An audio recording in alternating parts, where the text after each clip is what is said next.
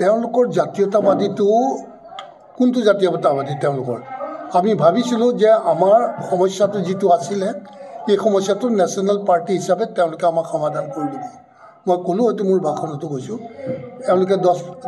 5 বছৰ সুযোগ পাইছিল না 10 বছৰ পাইছিল কি কৰিলে কওকচোন আৰু কেতিয়া কৰিব কওকচোন জোৰ পৰি হাত পালে নহয় জোৰ পৰি মুখ পালে এতিয়াও এটা সমাধান নকৰিলে তো আমাৰ সৰ্বানন্দ সোণোৱালেও 5টা বছৰ পাইছিল না তেওঁ শাসন আৰু ৰিভিউ কৰিব দিছিল না এনআৰচি ৰিভিউ কৰিবৰ কাৰণে দিছিল 30% তো কি কৰিলে এটামান ক'ৰবাত হেৰি ডিটেক্ট কৰিব পাৰিলে নে এটাওতো নোৱাৰিলে তো কেতিয়া কৰিব কেনেকৈ কৰিব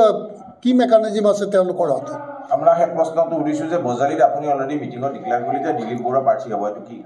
আপোনালোকৰ অলৰেডি না না ডেফিনেটলি আমাৰ দলত যেতিয়া তেওঁ আহিছে যোগদান কৰিছে আমিও চাইছোঁ যে আমি ক্লাছ কৰিব খোজা নাই তেওঁক আমি আমাৰ দলৰ পৰা প্ৰাৰ্থিত্ব দিয়াৰ সিদ্ধান্ত আছে কংগ্ৰেছে এৰি দিব নেকি আপোনালোকক কংগ্ৰেছে এৰি দিব নেকি যিহেতু মিত্ৰতাৰ কথা ওলাইছে কংগ্ৰেছৰ আছে বুজাবুজিটো হ'ব ক'ৰবাত আমাৰ আছে অলৰেডি হৈছে আপোনালোকৰ বুজাবুজিটো হৈছে আমাৰ বহিম কথা পাতিম বুজাম নিশ্চয় হ'ব কংগ্ৰেছে আমিওতো বহুত চিট তেওঁলোকক এৰি দিব লাগিব নহয় জানো জুবিন গাৰ্গৰ ন্যায় প্ৰসংগত চৰকাৰখনৰ ভূমিকা কি বুলি ক'ব আপুনি মই আগতেও কৈছোঁ চাওক কিনো ক'ব এতিয়া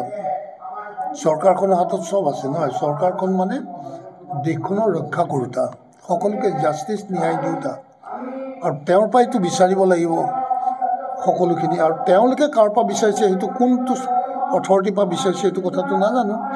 তাতে গম পোৱা যায় যে মানুহৰ কিমান সদিচ্ছা আছে তেওঁক ন্যায় দিয়াৰ ক্ষেত্ৰত কিমান সদিচ্ছা আছে আন্তৰিকতা আছে সেই কথাটো কিছুমান এক্টিভিটিজৰ পৰা গম পোৱা যায় গতিকে সিমানেই কথা কিমান দূৰ পায় বিজু হাজৰিকা আজি ক্লাব বুলি কৈছে আপোনালোকৰ দলৰ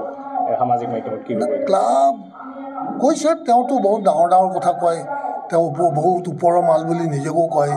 গতিকে ক্লাবে হয় যি হয় এইটো ৰাইজৰ পৰাই ৰাইজে ক'ব আমি ক্লাব হ'লেও ৰাইজে ক্লাব হিচাপে গ্ৰহণ কৰিব যদি আমি দলৰ কৈছোঁ ৰাইজে দিব গতিকে ৰাইজৰ ওচৰত আমি মানে দায়বদ্ধ তেওঁলোকৰ জাতীয়তাবাদীটো কোনটো জাতীয়তাবাদী তেওঁলোকৰ আমি ভাবিছিলোঁ যে আমাৰ সমস্যাটো যিটো আছিলে